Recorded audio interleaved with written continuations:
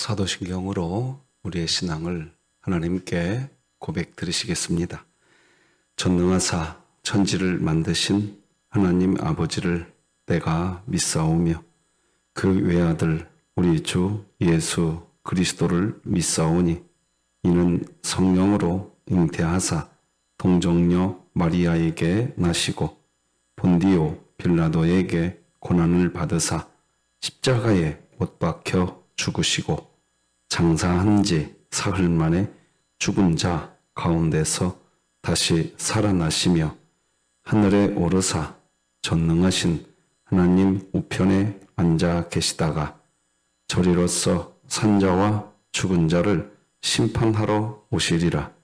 성령을 믿사오며 거룩한 공회와 성도가 서로 교통하는 것과 죄를 사하여 주시는 것과 몸이 다시 사는 것과 영원히 사는 것을 믿사옵나이다. 아멘. 450장, 찬송가 450장 찬양 드리겠습니다.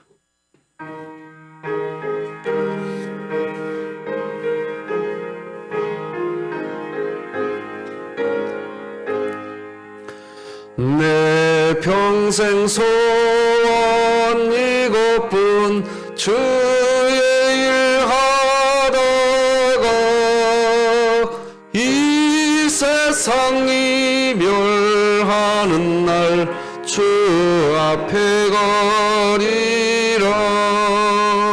꿈같이 헛된 세상 일 취할 것 무엇냐. 이 수고함만 하여도 헛된 것뿐일세. 불같은 시험 많으나 겁내지 맙시다. 구주의 권능 그 신이 이기고 남겠네. 금보다 귀한 믿음은 참복에 되도다. 이 진리 믿는 사람들 다 복을 받겠네.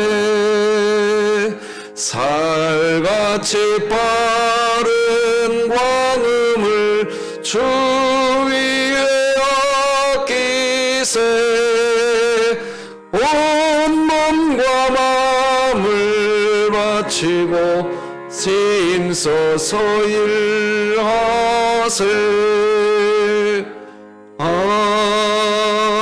아멘. 진흥교회 주간기도표 7월 3일 수요일 기도제목 같이 기도하시겠습니다. 교회를 위해 기도합니다. 모세 남전도회가 말씀과 기도로 늘 무장하며 사랑이 풍성한 믿음의 공동체로 이웃에게 선한 영향력을 끼치게 하시고 2024년 일어나라 함께 가자를 외치며 진흥교회 구역 모임이 천국이 되게 하소서. 이웃을 위해 기도합니다. 더운 날씨 속에서 생활하고 있는 지역사회의 노숙인을 긍휼히 여기사 각종 질병과 위험에서 보호하시고 주님을 만남으로 마음의 상처가 치료되게 하소서. 북한을 위해 기도합니다. 북한을 향한 간절한 기도에 응답하사 육이 상하고 심령이 병든 이 땅이 복음으로 하나 되어 모든 영혼이 주 예수를 믿고 죄사함을 받게 하시고 진흥교회가 입양하여 섬기기 원하는 평안남도 강동군에 하나님의 은혜가 임하게 하소서. 자녀를 위해 기도합니다. 유치부 여름성경학교를 통해 유치부 아이들이 인생의 주인 되시는 예수님을 만나게 하시고 준비하는 손길 위에 은혜를 베풀어 주소서. 국가와 열방을 위해 기도합니다. 여러 국가의 선교사로 선교 현장에서 때때로 자신의 죄악과 무능함 등을 마주할 때마다 믿음의 주이신 예수를 바라보며 십자가로 나아가 자신의 한계 너머에 있는 주의 영광과 기쁨을 맛보게 하소서. 선교와 전도를 위해 기도합니다.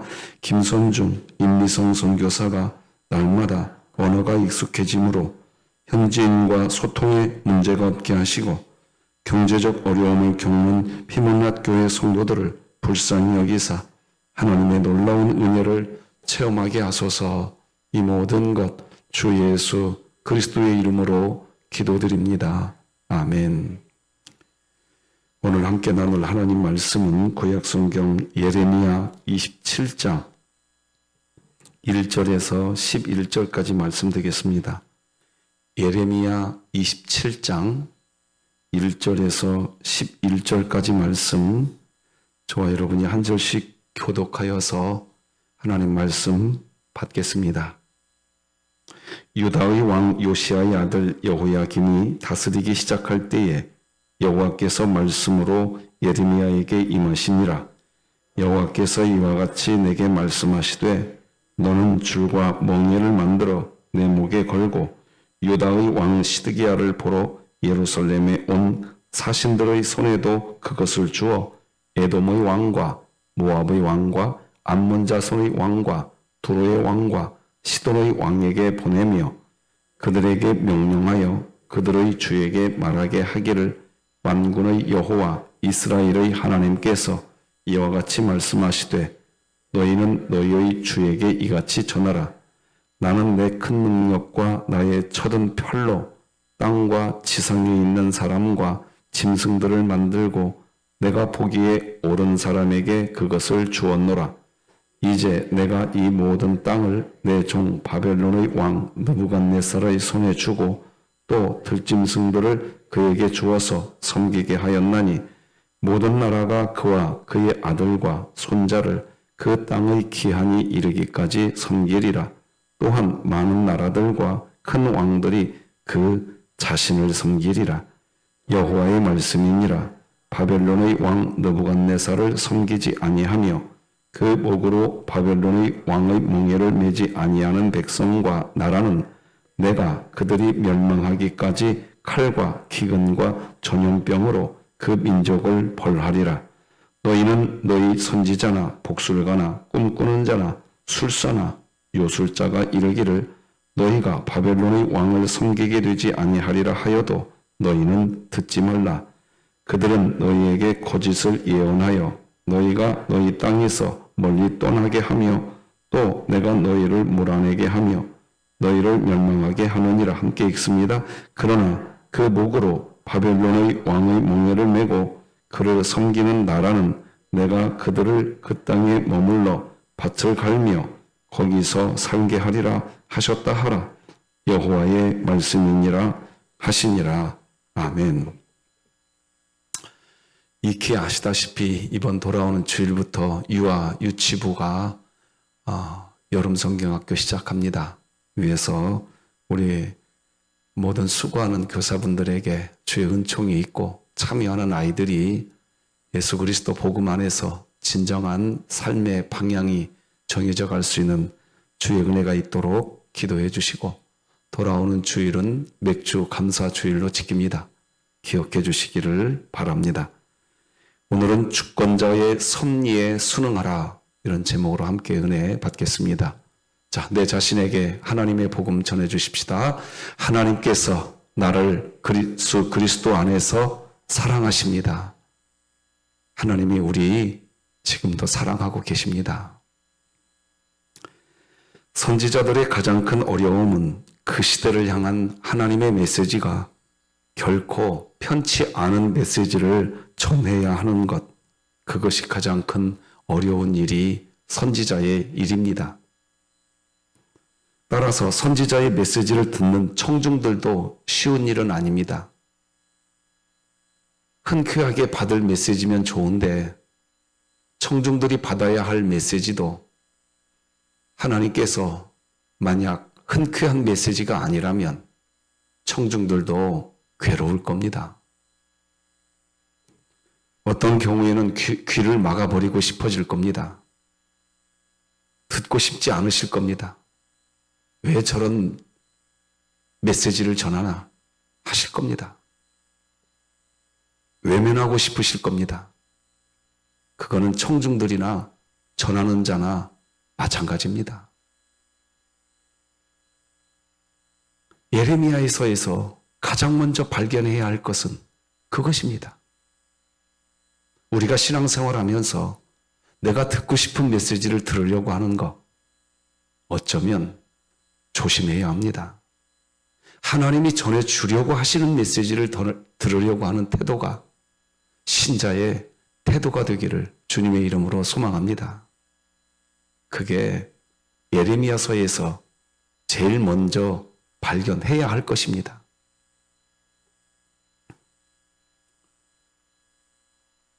그런 상황에서 예레미야 선지자는 하나님이 전하라고 하는 메시지만 전해야 하는데 괴롭죠. 그런데 거짓 선지자들은 그렇지 않습니다. 청중들이 듣고 싶은 메시지만 쏙쏙 뽑아서 전합니다. 예레미야가 고통스러운 것은 자기 자신이 전해야 할 메시지를 반복적으로 전하는 것도 고통스러운 일이지만 예레미야가 전해야 되는 메시지는 이스라엘이 바벨론에 의해서 망한다. 그러니 믿음을 정직하게 하고 신실하게 해라. 회개해라. 이런 메시지를 전해야 하기 때문입니다. 말씀드린 대로 그에 반해서 거짓 선지자들은 평안하다. 걱정 말아라. 평안하다. 하나님은 너희 위로하시는 분이시고 지키시는 분이시다. 그게 틀린 메시지가 아니지만 지금 하나님이 주시려고 하는 메시지는 그 메시지가 아닌데 거짓 메시지를 전하는 거짓 선지자들의 외침은 청중들을 흥분시킵니다. 사람들이 거짓 선지자에게는 환호합니다. 이게 예레미야서를 볼 때 기본적으로 우리가 가지고 있어야 할 구도입니다. 이런 상황에서 거짓 선지자들은 자신들이 거짓 선지자이기 때문에 예레미야를 향해서 저주를 퍼붓습니다. 너무나도 당당하게 말입니다. 그러면 또 청중들은 그 모습을 보고 거짓 선지자들에게 환호하고 있기 때문에 거짓 선지자들의 그 말이 다 진실로 여겨집니다. 그러면 이제 악이 악을 구축하기 시작합니다. 이스라엘 나라가 그렇게 된 겁니다.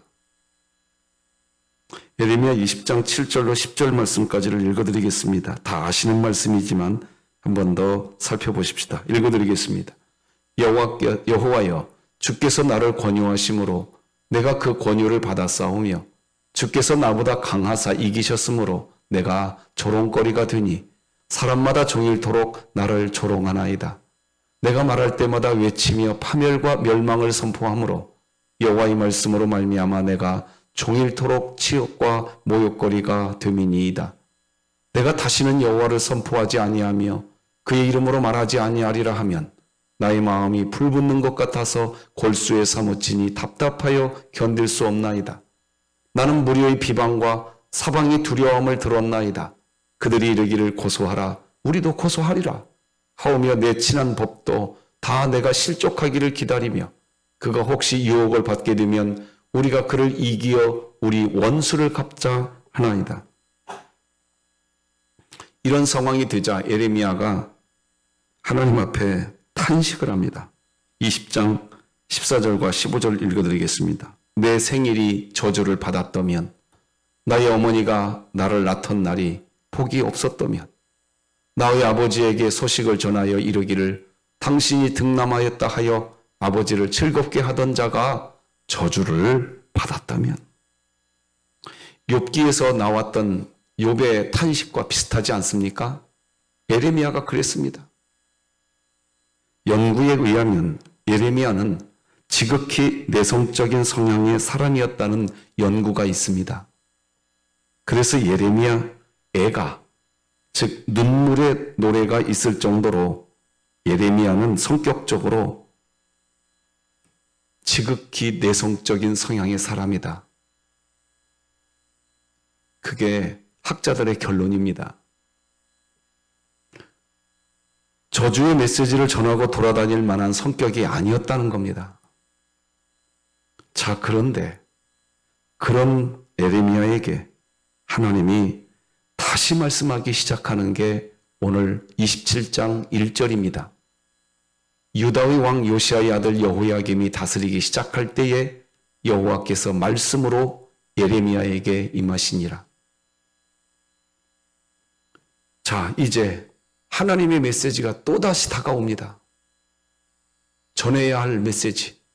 예레미야에게 하나님이 또 다른 사명을 주십니다. 이제 어떻게 해야 하느냐? 지금까지의 사명을 감당하는 것도 모욕과 치욕거리가 되었고 사람들이 예레미야를 때려잡아 죽이려고까지 하는데 이제 또 하나님이 무슨 명령을 예레미야에게 하시느냐? 2절과 3절, 4절을 읽어드리겠습니다. 여호와께서 이와 같이 내게 말씀하시되 너는 줄과 멍에를 만들어 네 목에 걸고 유다의 왕 시드기야를 보러 예루살렘에 온 사신들의 손에도 그것을 주어 에돔의 왕과 모압의 왕과 암몬 자손의 왕과 두로의 왕과 시돈의 왕에게 보내며 그들에게 명령하여 그들의 주에게 말하게 하기를 만군의 여호와 이스라엘 하나님께서 이와 같이 말씀하시되 너희는 너희의 주에게 이같이 전하라. 2절 보면 기가 막힌 말이 나옵니다. 하나님이 에레미야에게 무슨 명령을 합니까? 너는 줄과 멍에를 만들어 네 목에 걸으래. 그리고 그것을 예루살렘에 온 다른 나라 사신들에게도 그것을 주래요. 지금 저주의 메시지를 전하고 다니는 것도 예레미야에게 부담스럽게 짝이 없는데 멍에와 멍에와 줄을 이 목에 걸고 다니래요.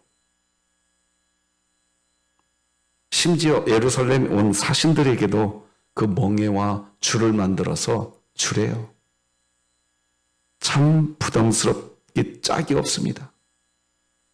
매우 부담스러운 일입니다. 전해야 할 메시지도 저주의 메시지이기에 정말 하고 싶지 않은데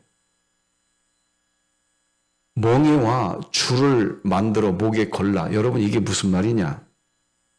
멍에는 소가 밭을 갈 때 쓰는 기구입니다. 소에게 멍에를 지어놓고 농부가 그 멍에를 이용해서 소를 부리는 겁니다. 멍에를 메어놓고 멍에줄 오른쪽을 콱 잡아당기면 이 고통스럽습니다. 그러니까 소가 오른쪽으로 방향을 돌립니다. 왼쪽으로 잡아당기면 얼마나 이 통증이 심한지 소가 왼쪽으로 방향을 돌려야 됩니다. 이 멍에가 콧대하고 연결이 되어 있습니다. 소. 코에 구멍을 뚫어서 멍에 줄이 연결이 되어 있거든요. 두 줄을 꽉 잡아당기면 이 고통은 말할 수가 없습니다. 그러면 소는 앞으로 못 갑니다. 서야 합니다.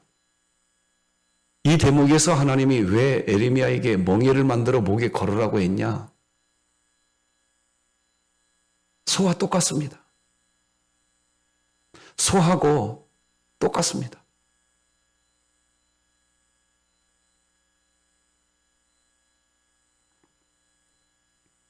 정말 순종하기 싫은 하나님의 명령이 아닐 수 없습니다.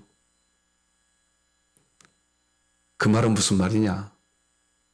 내가 전해야 할 메시지가 부담스러운 메시지여서 가기 싫을 때 하나님 멍에를 메어놓고 가게 하겠다는 겁니다. 소가 가고 싶은 곳을 가는 것이 아니라 소를 부리는 주인이 가고 싶은 곳으로 가는 소처럼 가자는 겁니다. 참 새벽에 나온 여러분에게 전할 메시지 중에 오늘 메시지가 참 부담스럽습니다. 결국 오늘 본문이 우리에게 주는 메시지는 뭡니까? 예, 여러분이 지금 마음속으로 생각한 거 그겁니다. 내가 가고 싶은 길 가지 말고 하나님이 가자고 잡아당기는 멍에줄 방향을 따라 가자는 겁니다. 그래도 아멘 해주시네요. 그런데 이 대목에서 아멘이 나오는 거, 그게 신자의 수준입니다. 그 수준에서 교회는 하늘의 평강을 누리는 겁니다. 믿으십니까? 우리 이거 놓치면 안 됩니다. 오늘 본문은 지금 그렇게 이야기가 전개되고 있는 겁니다. 자, 그렇다면 이제 예레미야가 마을을 돌아다니면서 전해야 할 메시지는 뭘까요? 더 부담스럽게 짝이 없습니다. 6절, 7절을 다 같이 읽어보시겠습니다. 시작. 이제 내가 이 모든 땅을 내 종 바벨론의 왕 느부갓네살의 손에 주고 또 들짐승들을 그에게 주어서 섬기게 하였나니 모든 나라가 그와 그의 아들과 손자를 그 땅의 기한이 이르기까지 섬기리라. 또한 많은 나라들과 큰 왕들이 그 자신을 섬기리. 자, 여기 7절 보면 모든 나라가 이렇게 돼 있죠. 아까 여러분들 제가 읽어드린 3절과 4절 보면요, 이 멍에를 만들어서 이스라엘에 온 다른 나라 사신들에게 주라고 했지 않습니까? 그러니까 지금 무슨 얘기냐? 3절과 4절을 보면요, 두로, 암몬, 모압, 에돔, 시온, 시돈, 뭐 이런 나라들, 그런 나라들에도 멍에를 주라고 한 이유가 뭐냐? 너네들 나라들도 바벨론의 포로가 되어서 바벨론이 오른쪽 멍에줄 잡아당기면 너네들도 소처럼 그렇게 될 거야. 그 메시지 전하는 겁니다. 지금 그게 6절 7절입니다. 7절을 다시 한번 읽어드릴 테니 한번 잘 보세요. 모든 나라가 그와 그의 아들과 손자를 그 땅에 기한이 이르기까지 섬기리라. 또한 많은 나라들과 큰 왕들이 그 자신을 섬기리라. 누구에게 주고? 6절에서 바벨론의 왕 느부갓네살의 손에 주고, 그 손에 느부갓네살 왕의 손에 잡은 건 뭐냐? 멍에줄입니다. 이스라엘 나라만 소처럼 부리는 것이 아니라 모압과 암몬과 에돔과, 그러니 그 나라에서 온 사신들이 예레미야가 준 이 멍에를 받고 기분이 좋을까요? 나쁠까요? 나쁘죠. 에돔에서 온 사신이 예루살렘에 왔습니다. 그런데 갑자기 예레미야가 이 멍에를 던져주면서 너네들 나라 바벨론의 손에 넘어가. 그리고 바벨론의 손에서 잡아당기는 멍에줄에 의해서 너희들 나라도 지배를 당할 거야. 이거 기분 나쁘기 짝이 없는, 한 나라의 사신이 이스라엘에 왔는데 이스라엘의 선지자라고 하는 사람이 이런 행동을 했다. 이건 정말 국가와 국가 간의 낭패가 아닐 수 없습니다. 그런데 그 일을 하라는 겁니다. 하나님이. 하라는 거예요. 그 메시지를 전하라는 겁니다. 정말 치욕스러운 메시지, 전하고 싶지 않고 하고 싶지 않습니다. 그런데 오늘 저는 말씀 제목을 주권자의 섭리에 순응하라 이렇게 정하고 말씀 전하고 있습니다. 정말 순응하기 어려운 명령이 아닐 수 없습니다. 그런데 문제는 여기에서 그치지 않습니다.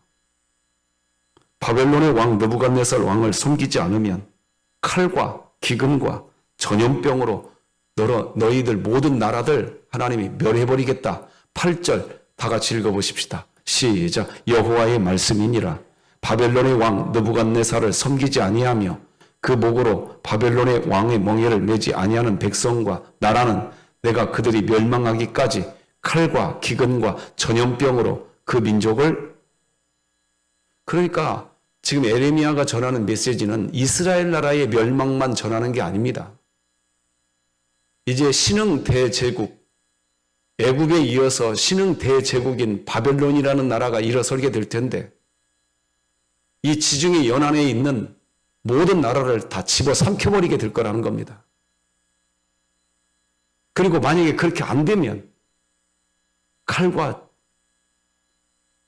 기근과 전염병으로 하나님이 벌을 내리겠다는 겁니다. 자, 이스라엘 나라에 사신으로 왔다가 이스라엘 나라에 있는 선지자라고 하는 에레미야에게 이런 메시지를 들을 때 사신들이 에레미야를 편하게 대해줄까요? 절대 그렇지 않습니다. 에레미야도 바보가 아닙니다.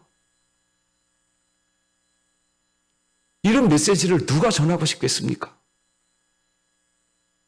그런데 성경은 왜 이런 메시지를 전하는 에레미야를 이렇게 길게 기록해 놨을까요?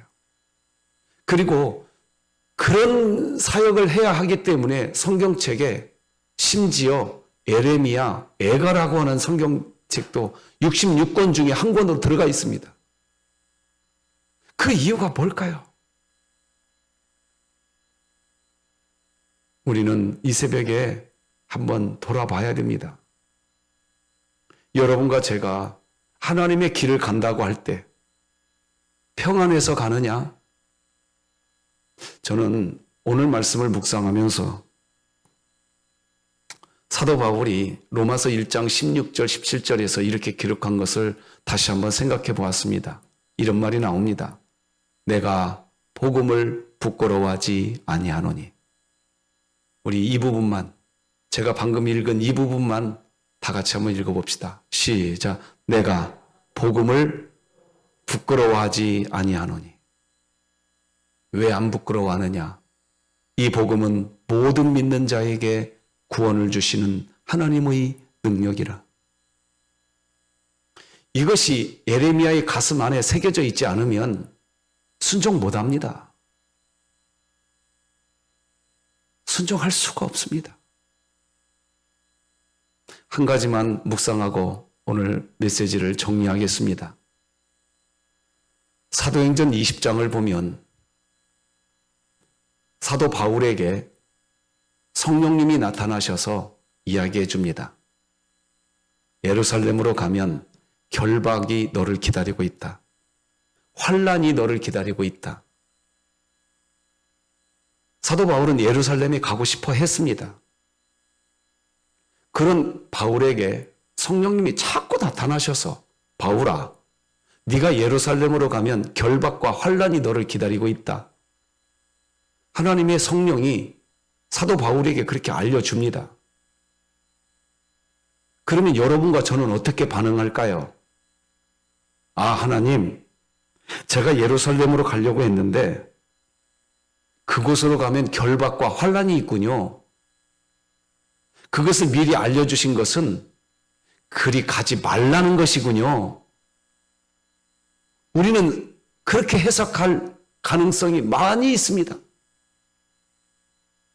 우리는 그렇게 해석해 버릴 겁니다. 내가 예루살렘에 가고 싶은데 예루살렘에 가면 결박과 환란이 기다린다는 성령의 알려주심. 아, 그곳에 가면 힘드니까 하나님이 미리 나 가지 말라고 사인을 주는 거는구나. 우리는 그렇게 반응할 가능성이 있습니다. 그런데 바울은 그렇게 반응하지 않습니다. 환란과 결박이 나를 기다린다고 성령님이 가르쳐 줬으나 나는 그곳에 가겠다. 그 이유를 사도행전 20장에서 바울이 분명히 말합니다. 그 이유가 뭡니까? 따라서 하십시다. 주 예수께 받은 사명. 그것을 마치려 하면은 그겁니다. 우리가 오늘 하루를 사는 것은 환란과 결박이 없어서 살아가는 삶이 아니라 주 예수께 받은 사명, 그것을 감당하려고 하는 삶이 우리 진흥교회의 삶이 되기를 주님의 이름으로 축복합니다. 기도하시겠습니다. 하나님, 우리가 복음을 부끄러워하지 않게 하여 주시옵소서. 정령 우리 진흥교회의 기도 제목이 되게 하여 주시옵소서. 환난과 결박이 나를 기다린다 할지라도 내가 주 예수께 받은 사명, 그것을 마치려 하면은 내 생명조차도